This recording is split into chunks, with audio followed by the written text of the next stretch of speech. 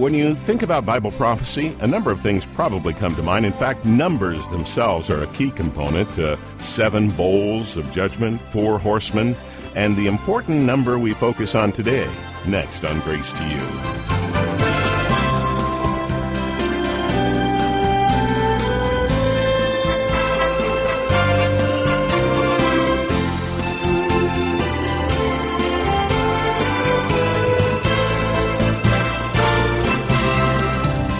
The scroll with 7 seals, the beast with 10 horns and 7 heads, the 2 witnesses, the remnant of 144,000, and perhaps the most famous prophetic number of them all, the number of the beast, 666. Well, one of the most well-known prophecies, and likely one of the most misunderstood, concerns the number 70, the 70 weeks of Daniel. That question for you is, what do those weeks refer to? Is it a past event? Something in the future? Can you really know what they refer to, and does it really matter? John MacArthur takes you to the book of Daniel in the Old Testament today to find answers on Grace to You. You'll discover why the future of the world is inseparably linked to the future of Israel. And now, with today's lesson, here's John MacArthur. Daniel chapter 9.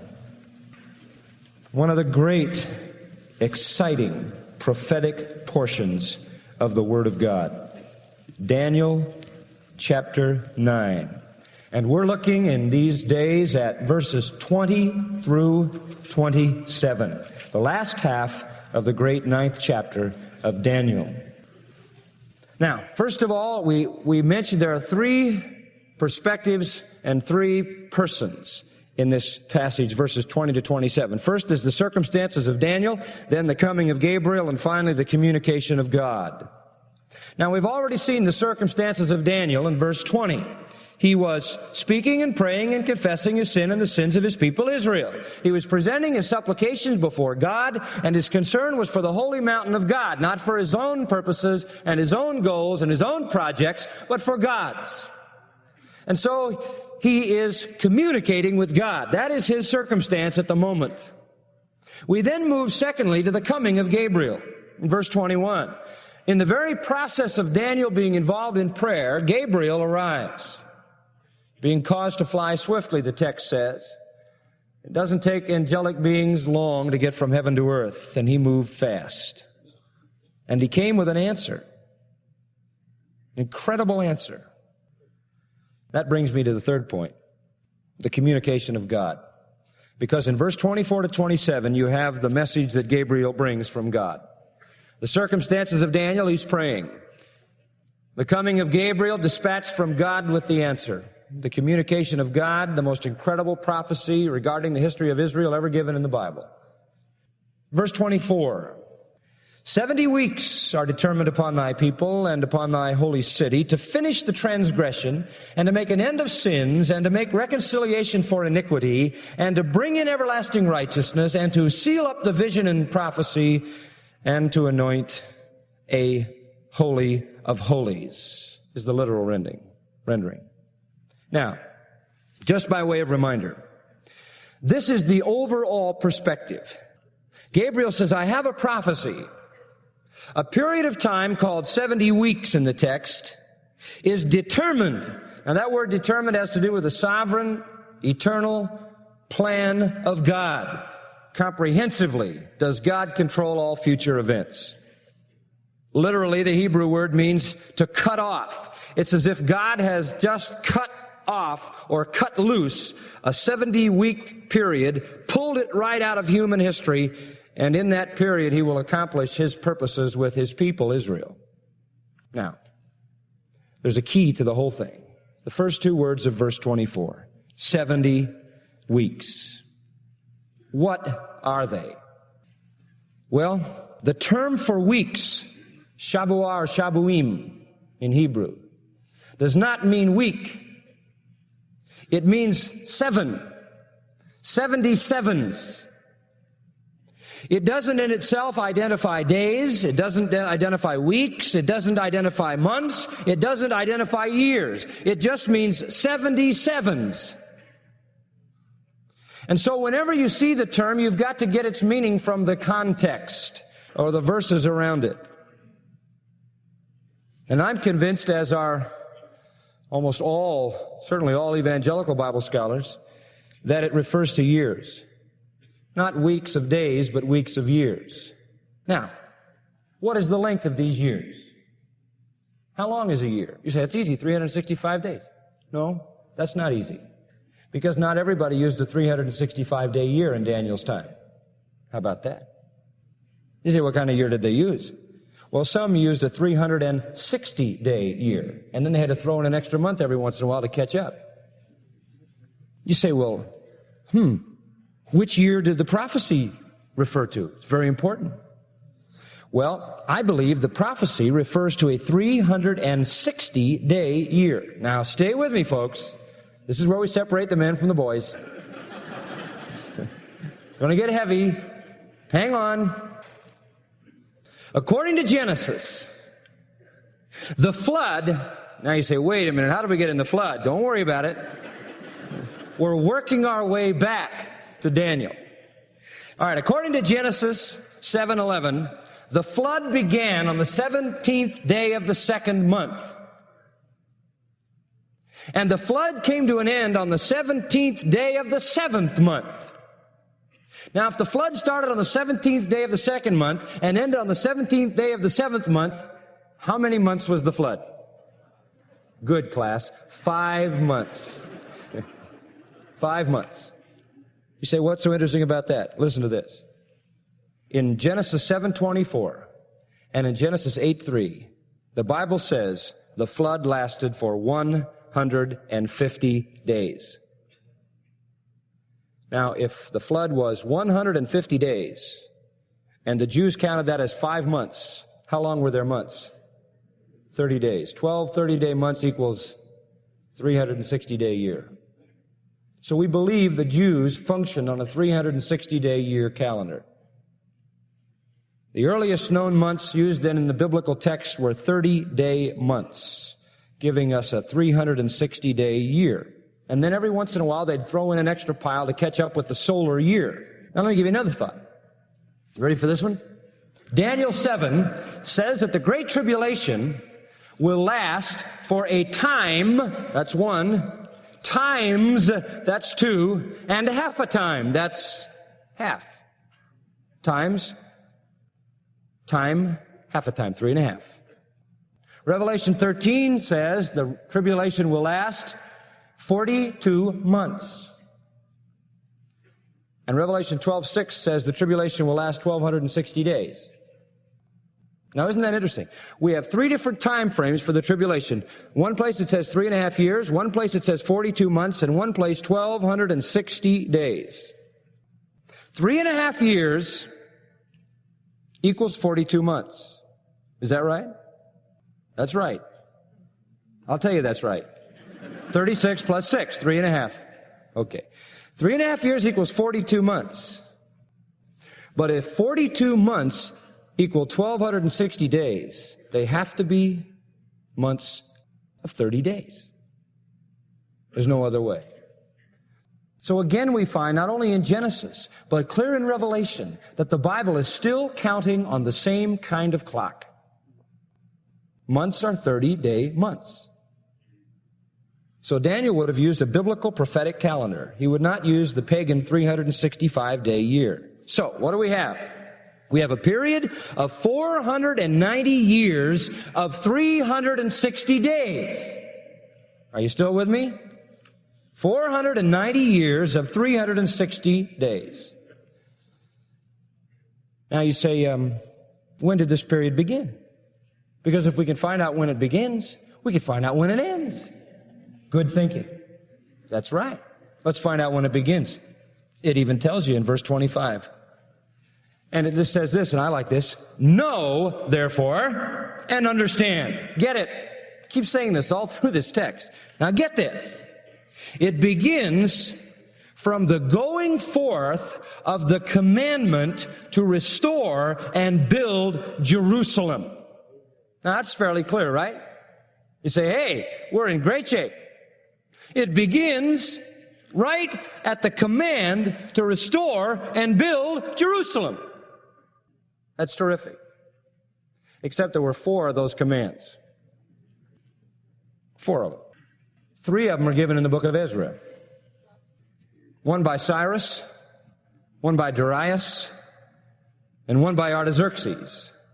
And then there was a 4th one by Artaxerxes, a 2nd one of his. Now, which one is the one we start with? Because they were all given at different dates, and if they all start at a different time, they're all going to end at a different time.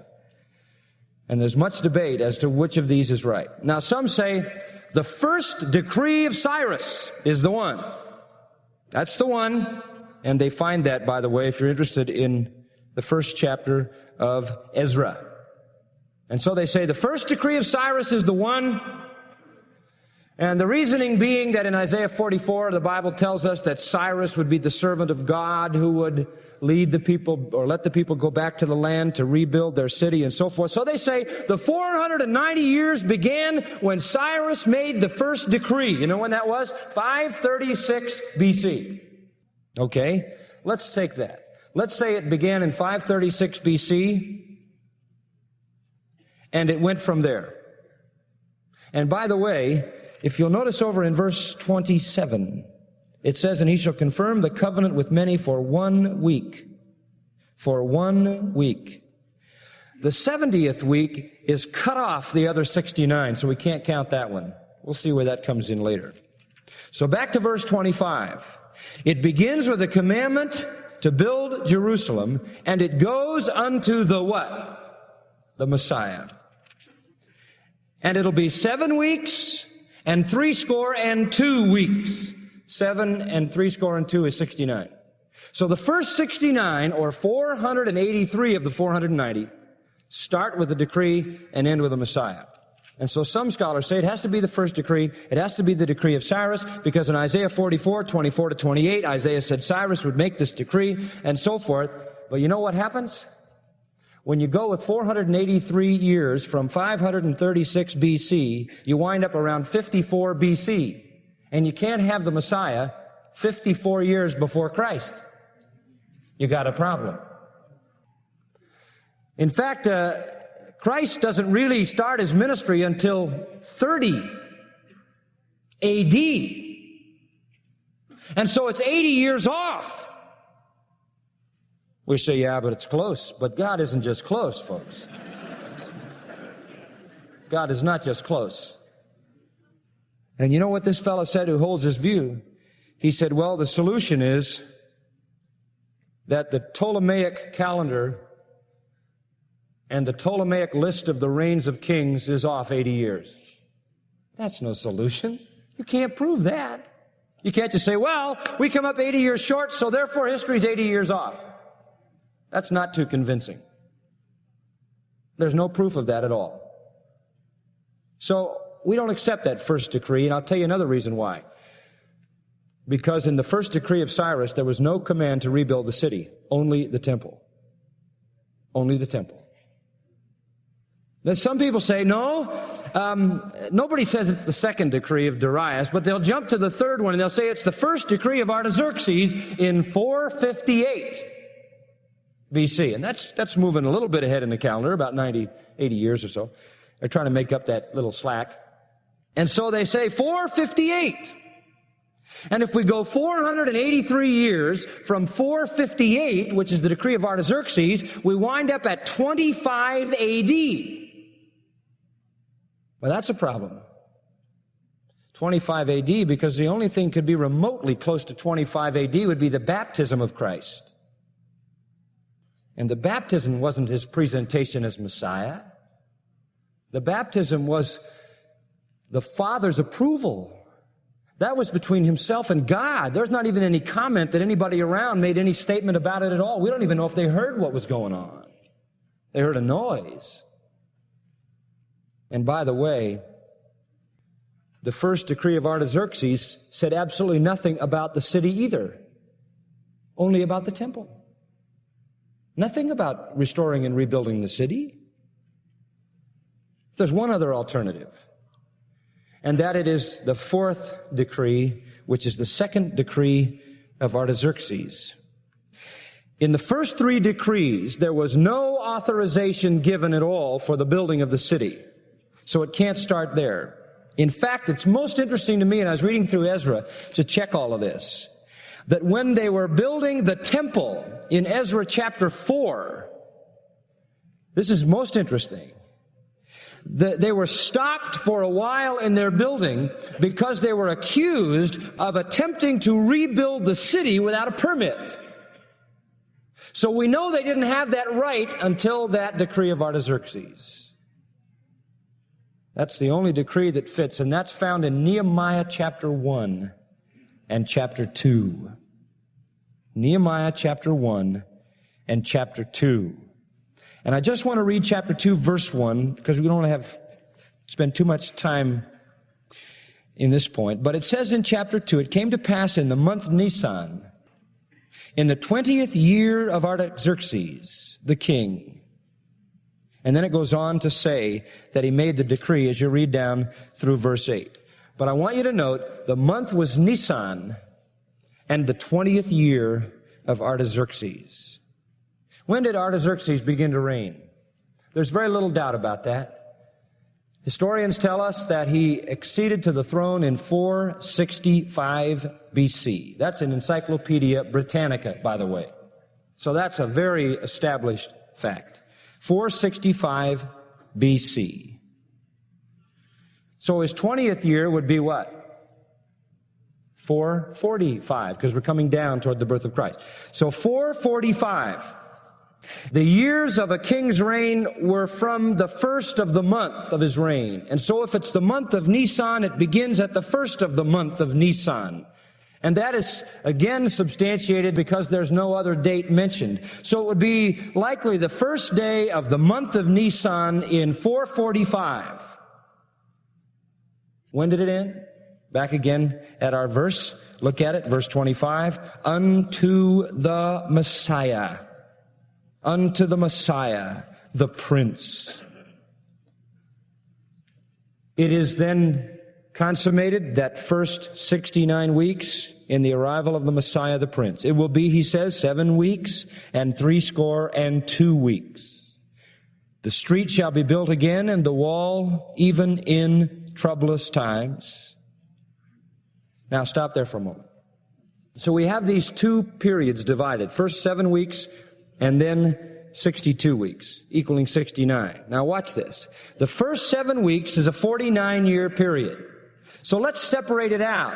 7 weeks, verse 25 indicates, until the street is built again and the wall, even in troublous times. Now, if you study the book of Nehemiah, you find out one thing very quickly. They had a lot of trouble building the city, didn't they?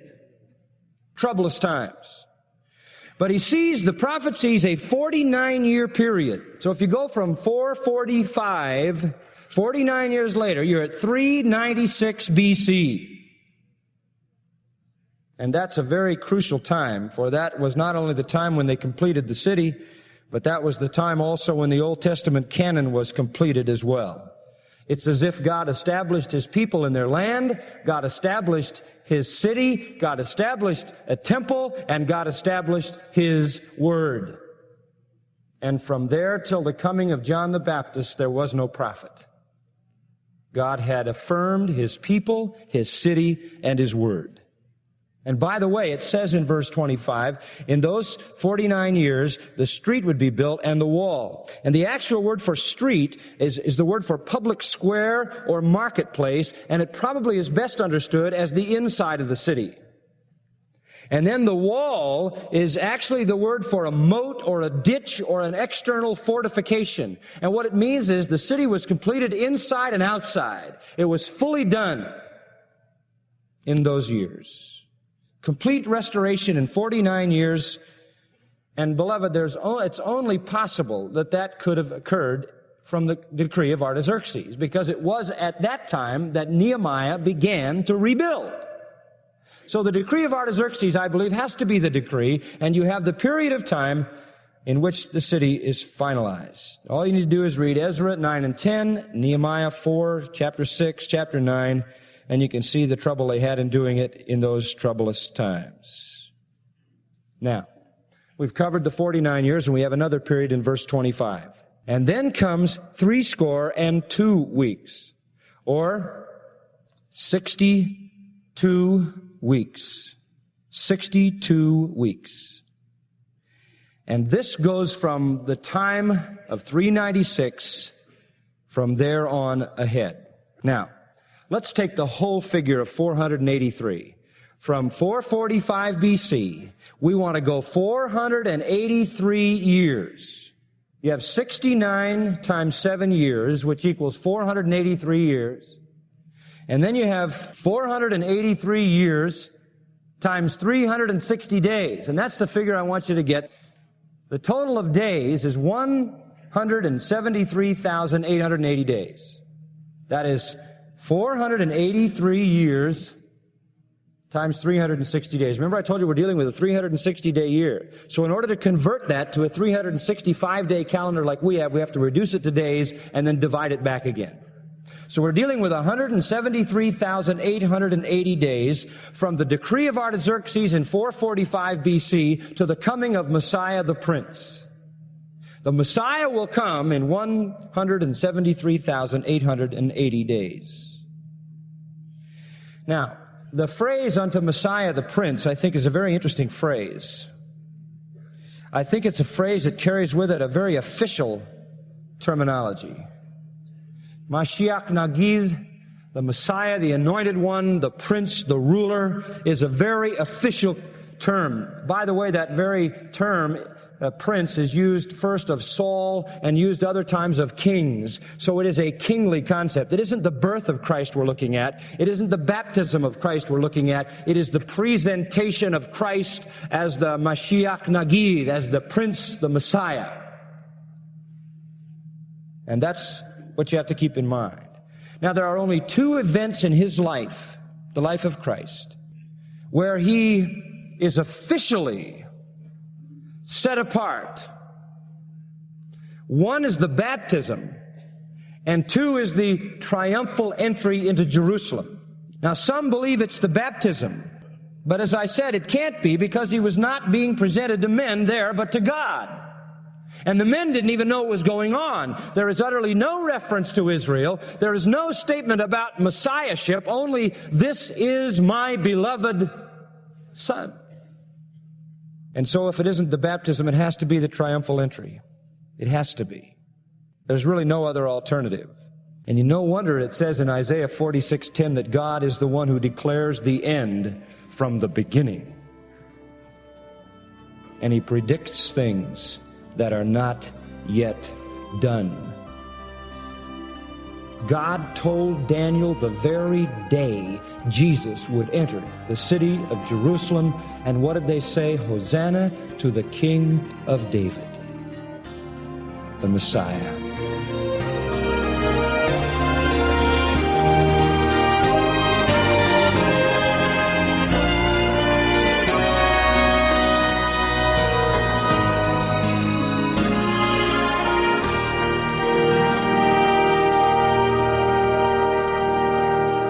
You've been listening to John MacArthur here on Grace to You. His current study, The Future of Israel, a compelling look at pre-written history found in the book of Daniel.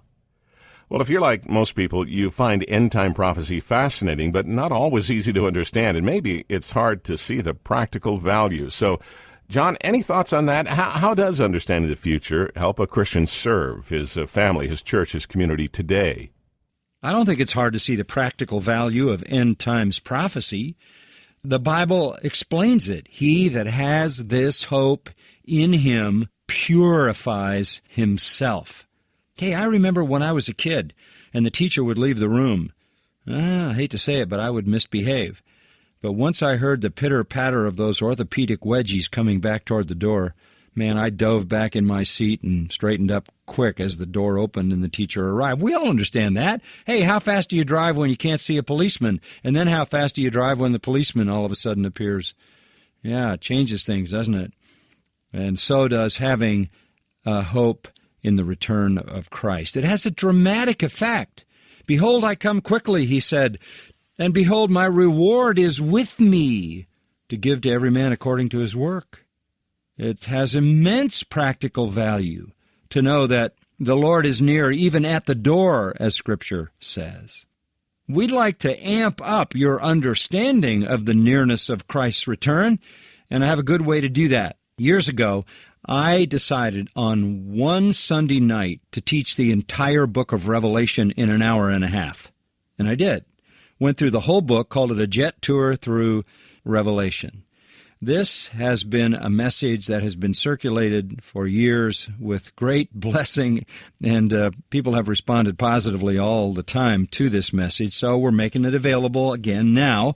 A jet tour through the book of Revelation. You want to understand the whole book in 1 hour and a half. This is the CD for you. Okay, we have it on CD, free to anyone contacting us for the first time. That's right, it's a free CD that will take you from the beginning of the book of Revelation right straight through, and you'll get a thorough overview with a lot of details filled in, and you'll be able to understand the book of Revelation. You'll never read it again the same way. Again, the jet tour through Revelation, free to those who contact us for the first time. And friend, this lesson can help take the intimidation and the confusion out of the book of Revelation. Again, it's yours free on CD if you've never contacted us. Just get in touch today and ask for a copy of A Jet Tour Through Revelation. Contact us by email addressing letters@gty.org, or write to us at Grace to You, Post Office Box 4000, Panorama City, California, 91412. You can also call our toll-free number. It's available 7 days a week, 24 hours a day, 1-800-55-GRACE. Request your copy of the Jet Tour CD. Again, we'll send it to you free if you've never been in touch before. Send an email request to letters@gty.org, or if it's easier, just pick up the phone and call 1-800-55-GRACE. Request the CD, A Jet Tour Through Revelation. Now, if you'd like to review what you heard today, today's lesson is available free of charge in MP3 or transcript format at gty.org. Or you can download all 8 lessons for the study of the future of Israel. There are 3,000 other sermon titles by John free of charge at that website. You can also read the Grace to You blog, listen to past Q&A questions with John, and purchase the MacArthur Study Bible or a New Testament commentary, and much more. That's all available online at gty.org. And now, on behalf of John MacArthur, our broadcast engineer, Rick Dre, and the entire staff, thanks for joining us today. Please come back tomorrow for another 30 minutes of Unleashing God's Truth, one verse at a time, right here on Grace to You.